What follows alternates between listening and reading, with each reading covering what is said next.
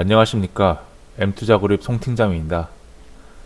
오늘 장전 주요 이슈로 협상 가능성을 내비친 푸틴이라는 제목으로 오늘 장전 주요 이슈를 설명하겠습니다. 우선 러시아가 우크라이나의 동남부 지역을 거의 장악하기에 직전입니다. 현재 헤르손 지역을 장악하였고요. 멜리토폴, 그리고 돈바스 지역은 차지한 상태에서 마리우폴에 대한 포격을 앞두고 있는데요. 현재 이 마리우폴에 대해서 휴전이 진행 중이고요.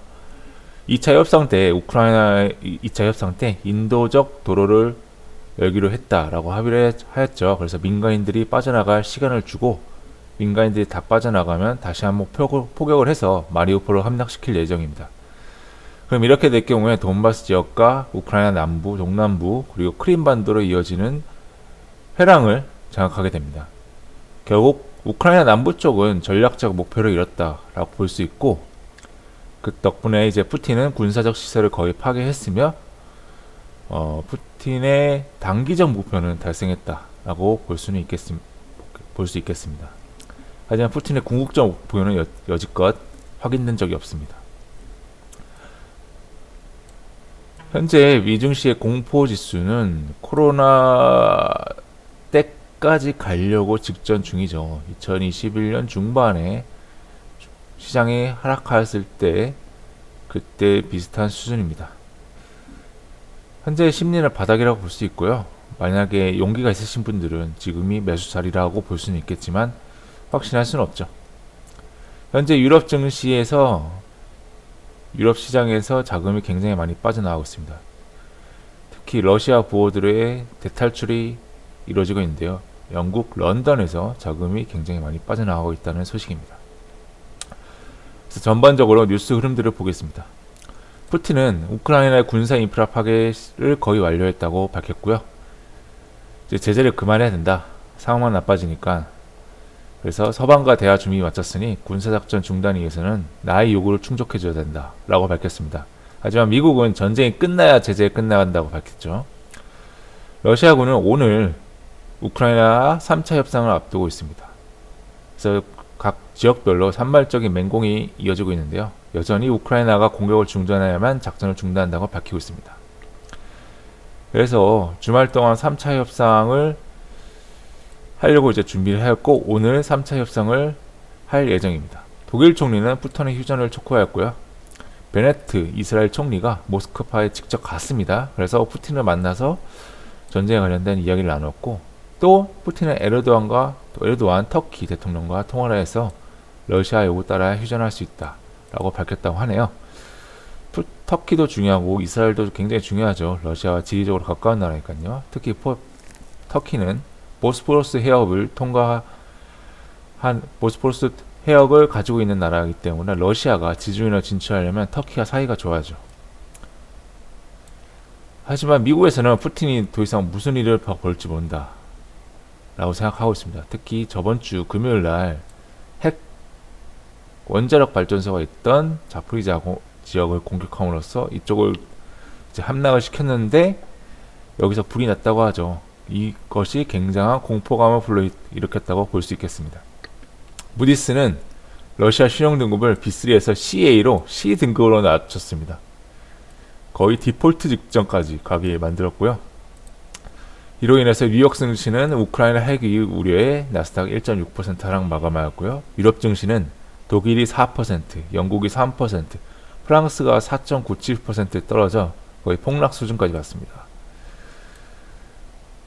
블링컨 미 국무장은 유럽 동맹과 러시아 원유 수출 금지를 논의 중이라고 밝혔고, 결국에 미 휘발유 평균 가격이 2008년 이후에 처음으로 $4를 돌파해서 인플레 공포는 여전합니다.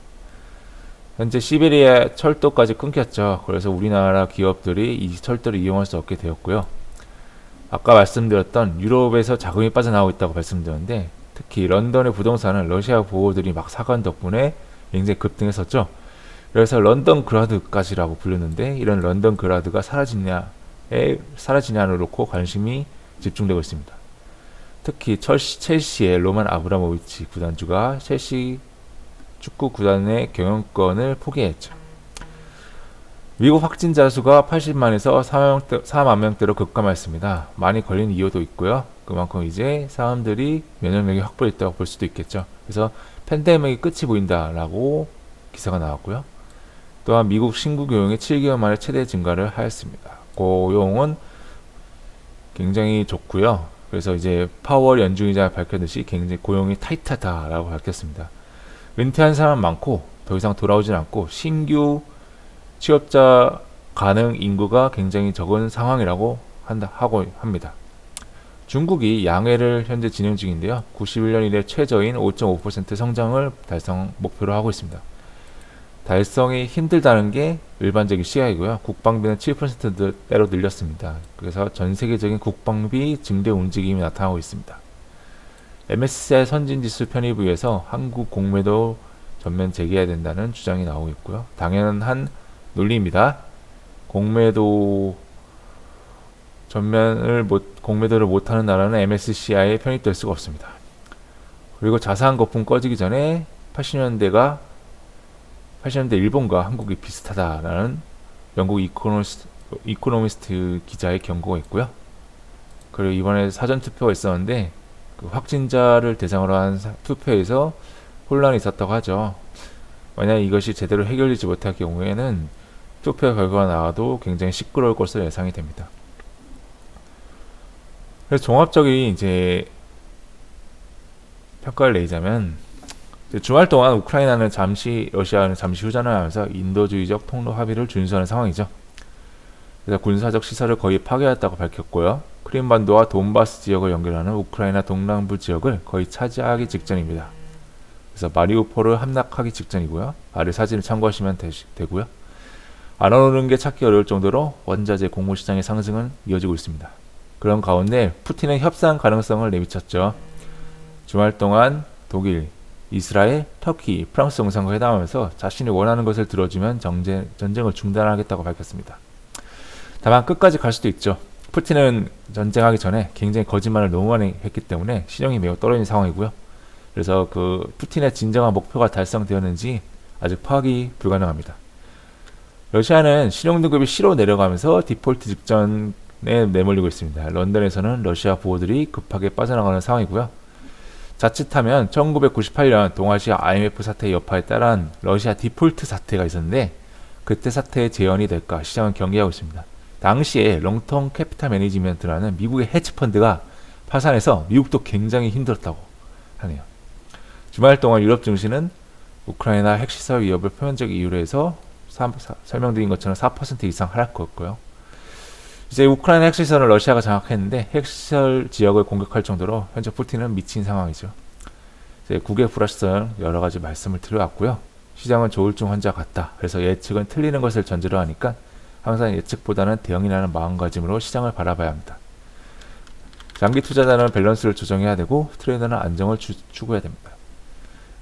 지난주 금요일날 제가 제목을 추격 매수를 지향해야 한다라고 말씀을 드렸습니다. 오르면 패대기 치는 종목들이 굉장히 많이 나오는 하루였고요. 유럽 증시와 미국 증시가 하락했기 때문에 우리 증시는 어느 정도 이 부분을 선반영했다고 볼 수 있습니다. 여전히 하방은 제한적이고 아직 겁먹을 자리는 아닙니다. 현금과 주식의 밸런스를 자기에게 맡기지 않은 채 푸틴의 협상 가능성을 지켜볼 필요가 있습니다. 오늘 우크라이나와 러시아의 3차 협상 예정되어 있습니다.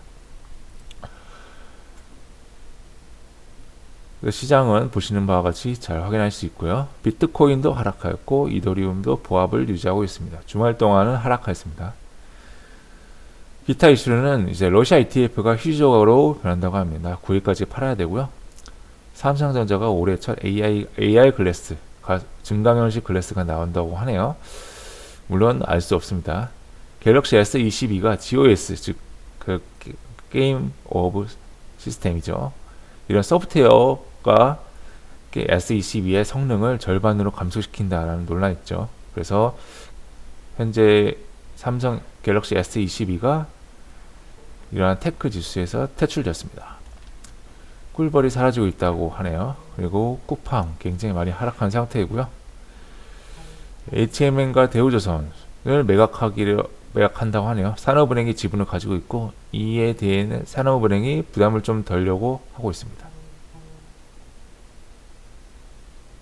어머,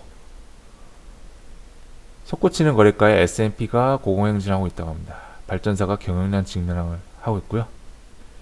매력 커진 비료 농기계주.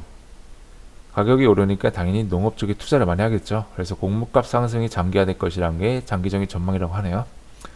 그리고 인력의 많이 감소로 로봇 청소기가 인기몰이하고 있습니다. 1인 가구도 많아지고 있고 그렇기 때문에 청소가 굉장히 힘든 상태에서 로봇 청소기는 아무래도 대안이 될 수밖에 없죠. 그리고 독일이 첫 LNG 터미널 건설을 추진하고 있습니다. 조선사 LNG선 수주를 기대한다는 뉴스입니다. 그래서 오늘의 일정을 보겠습니다. 오늘 중국이 1일여 무역 수지가 발표되고 있고 2월 외환 보유액이 발표 예정입니다. 그리고 중국의 전기차 기업인 니오가 실적 발표 예정되어 있고요. 릭스 솔루션이라는 종목이 광무로 상호를 변경할 예정입니다. 그리고 대연제약은 권리락이 예정되어 있고요. 넷마블이 블록체인 생태계인 MBX를 백서를 공개할 예정입니다. 내일의 일정입니다. 미국의 1월 무역 수치가 발표되고요. 애플이 아이폰 SE3 등 발표할 예정이라고 하네요. 애플 관련주로 LG 이노텍 등이 있죠. 러시아가 내일까지 거래소를 중단하고 수요일부터 거래를 예정할 예정입니다. 그리고 오비맥주가 가격 인상할 예정되어 있고요.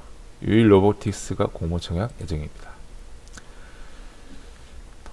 빨리 전쟁이 끝나길 바라면서 오늘 장전 주유수를 모두 마치겠습니다. 감사합니다.